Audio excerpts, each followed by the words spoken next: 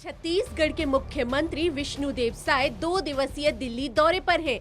11 जून को प्रधानमंत्री नरेंद्र मोदी की अध्यक्षता में हुई नीति आयोग की बैठक में छत्तीसगढ़ सरकार ने बस्तर के विकास का व्यापक खाका पेश किया। मुख्यमंत्री साय ने नक्सल प्रभावित इलाकों में हुए विकास, सुरक्षा व्यवस्था में सुधार और जन कल्याणकारी योजनाओं की प्रगति पर प्रकाश डाला। इसके अलावा विकसित छत्तीसगढ़ के रोड मैप, राज्य की प्राथमिकताओं और केंद्र सरकार से अपेक्षित सहयोग से जुड़े मुद्दों पर भी अपने विचार साझा किए। बैठक में युवाओं के लिए रोजगार के अवसर बढ़ाने, कौशल विकास को मजबूत करने और तकनीकी शिक्षा को बढ़ावा देने पर विशेष जोर दिया गया। सूत्रों के मुताबिक नीति आयोग के समक्ष बस्तर में चल रहे आधारभूत संरचना विकास कार्यों की विस्तृत जानकारी रखी गई। इसमें सुदूर इलाकों तक सड़क निर्माण, इंटरनेट कनेक्टिविटी का विस्तार, शिक्षा और स्वास्थ्य सुविधाओं को मजबूत करना, बिजली आपूर्ति और स्वच्छ पेयजल जैसी मूलभूत जरूरतों पर विशेष फोकस किया गया।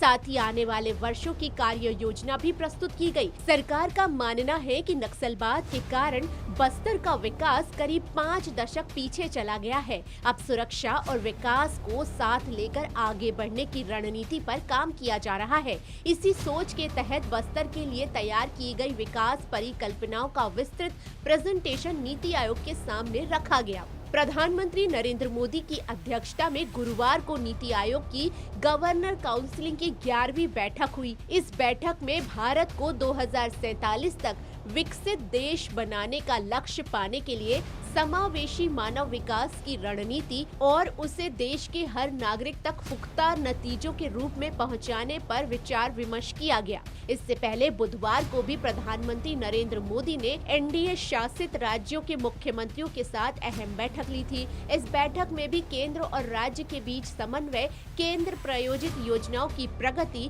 ग्रामीण विकास, वित्तीय वर्ष 2026-27 के लक्ष्यों और राज्यों के प्रदर्शन की समीक्षा की गई। मुख्यमंत्री विष्णुदेव साय भी इस बैठक में शामिल हुए।